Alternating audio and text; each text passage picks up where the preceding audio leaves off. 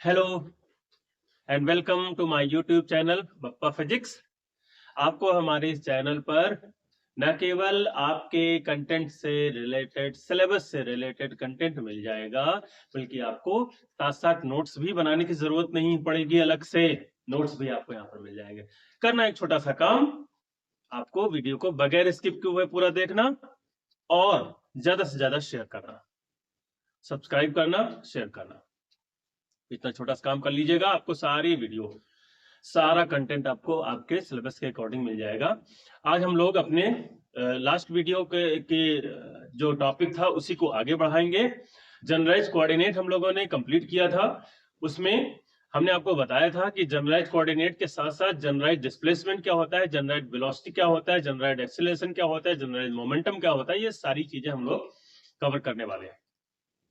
तो हमारा ये टॉपिक जो है वो क्लासिकल मैकेनिक्स ग्रेजुएशन और पोस्ट ग्रेजुएशन दोनों के लिए बहुत इंपॉर्टेंट टॉपिक है हमारा ये। आपको बहुत ही डीप, बहुत ध्यान से पूरे वीडियो को देखना है, एक एक चीज आपको समझ में आने वाली है।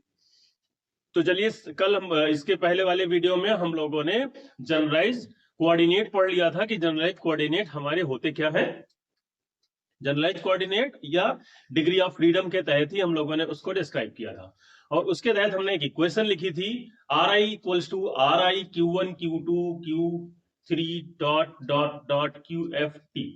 यानी ये हमारा जो पोजीशन होती है किसी भी पार्टिकल की, किसी भी सिस्टम की, जिसमें हमने किसी ith पार्टिकल की पोजीशन को डिस्क्राइब किया था in terms of generalise coordinate. तो अब हम चलते हैं जनरलाइज। आज का हमारा टॉपिक है जनरलाइज डिस्प्लेसमेंट एंड वेलोसिटी। यानी जनरलाइज डिस्प्लेसमेंट क्या होता है और जनरलाइज वेलोसिटी क्या होती है।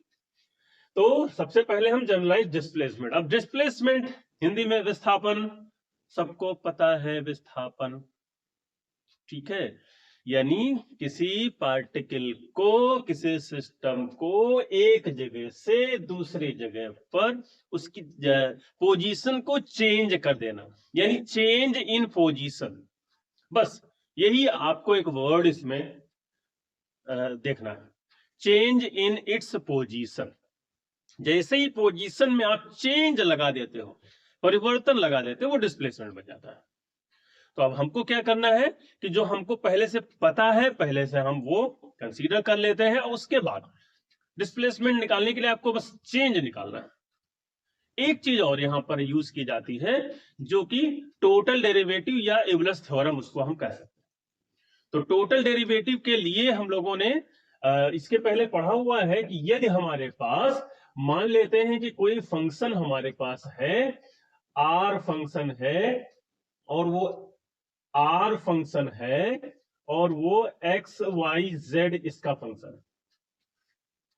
तो अगर हमको इसका डेरिवेटिव, टोटल डेरिवेटिव dr की वैल्यू निकालनी हो, तो dr की वैल्यू जब हम निकालते हैं इसका, तो इसको लिखने का एक तरीका है, और वो तरीका यह है कि इस r का इसके साथ पार्शियल डेरिवेटिव, यानी del R upon del X, ये पार्शियल डेरिवेटिव, और इनटू इसी का जो नीचे आपने लिखा है एक्स का टोटल डेरिवेटिव dx, और प्लस डेल आर अपॉन, यानी ये इसका पार्शियल डेरिवेटिव, डेल वाई और इनटू डी वाई, और इसी तरीके से dz। यानी आपको यूलर्स थ्योरम का यहां पर यूज करना है, या इसको कहते हैं टोटल डेरिवेटिव भी आप कह सकते हैं। इसका हमको यहां पर यूज करना। तो चलिए, हम लोग करते क्या है कि एक सिस्टम मान लेते हैं जिसमें n नंबर ऑफ पार्टिकल्स है, और सबसे पहले तो ये कि हमको पता है, क्या पता है, we know that the position of ith particle, यानी ri, किसी ith पार्टिकल की पोजीशन ri vector ri in terms of generalized coordinates and time।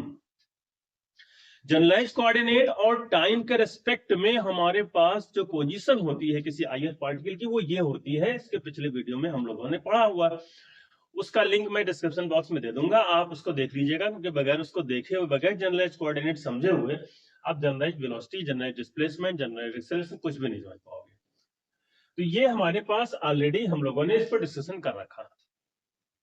अब हम क्या करते हैं, हम मान लेते हैं कि हमारे पास एक सिस्टम है, late us consider a system of n number of particles. एक सिस्टम हमने ले रखा है जिसमें capital n number of particles हैं, पार्टिकल की संख्या कैपिटल n है, for which small displacement delta R आई। हमने आपको अभी बताया था डिस्प्लेसमेंट का मतलब स्मॉल चेंज, तो हम छोटा सा चेंज मान लेते हैं, छोटा सा स्मॉल डिस्प्लेसमेंट या small change delta R I is defined as, देखिए एक ही लाइन में इसको डिस्क्राइब किया गया है, is defined by change in its position coordinates. उसके पोजीशन कोऑर्डिनेट में जो चेंज आप निकालोगे वही होगा जनरलाइज्ड डिस्प्लेसमेंट। तो इसी का हमको चेंज निकालना है, ये पोजीशन कोऑर्डिनेट हमारे दिए गए हैं जनरल कोऑर्डिनेट में, इसी का हमको चेंज निकालना है। तो चलिए इसी को हमने इसलिए लिखा with time T kept as constant. अब एक चीज यहां पर ध्यान रखना है कि समय यानी टी को यहां पर हम कांस्टेंट ट्रीट करेंगे, समय हमारा जो होगा वो कांस्टेंट होगा, ये आपको याद रखना है, ये कांस्टेंट क्वांटिटी। तो so by using Euler's theorem in equation 1, Euler's theorem में इक्वेशन 1 में यूज कर दीजिए। हमने अभी आपको बताया था टोटल डेरिवेटिव आपको इसका निकालना होता है, तो हमने क्या किया, del R I D R I भी लिख सकते हैं आप इसको, लेकिन डेल से ही लिखा जाता है ज्यादातर, तो इसलिए डेल से यहां पर लिखिएगा। वैसे टोटल डेरिवेटिव को हम डी आर आई लिख सकते हैं।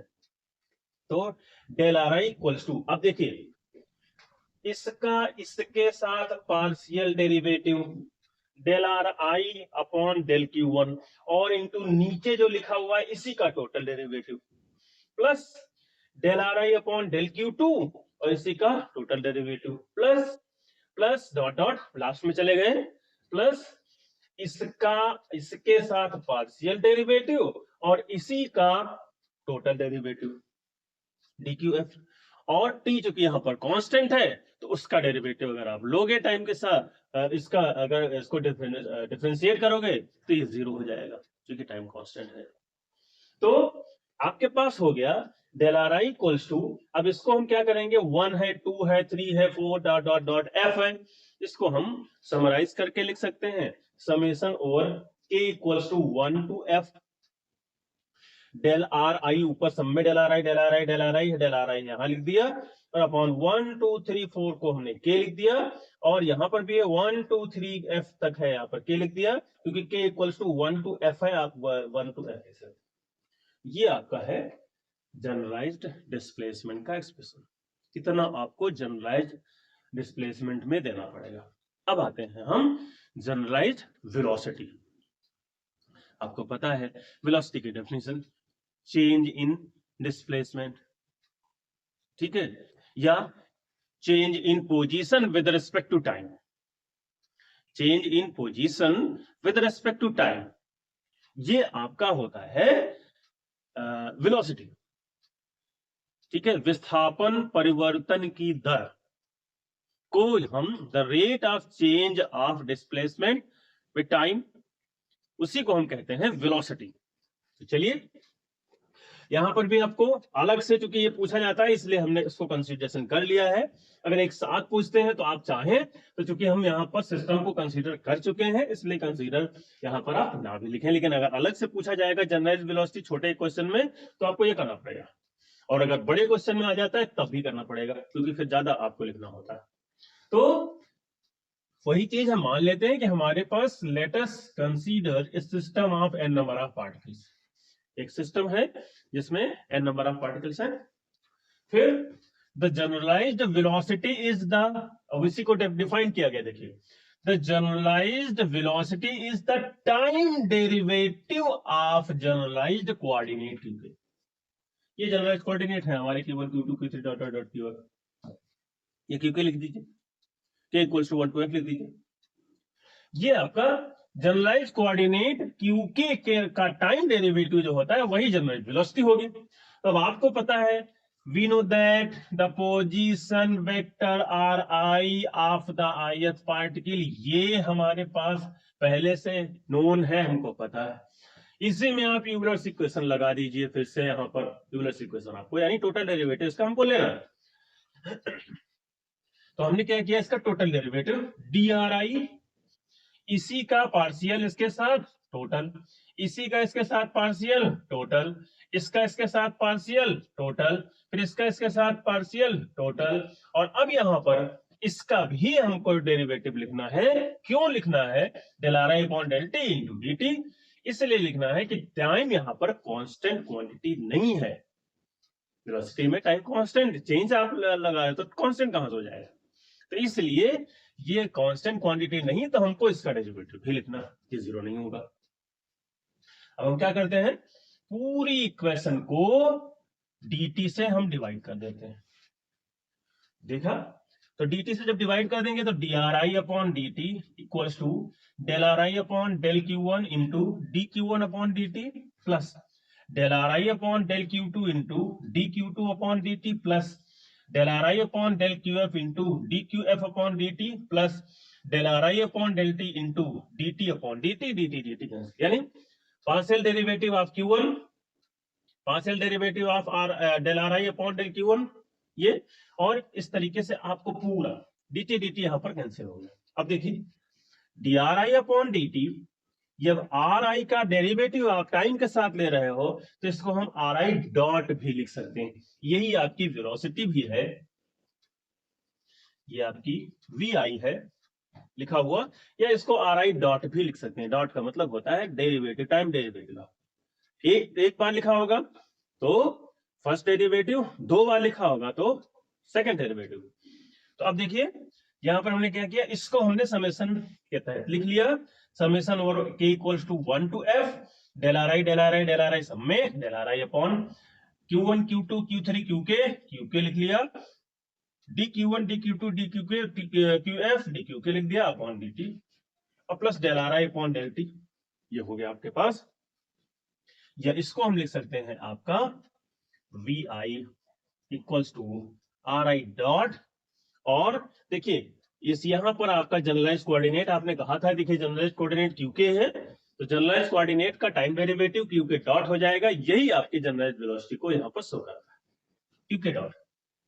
तो ये आपका एक्सप्रेशन हो गया, वी आई या R I dot equals to summation over K equals to 1 to F del R I, या इसको curly R I upon curly QK भी कहा जाता है, into QK dot plus curly R I upon curly T.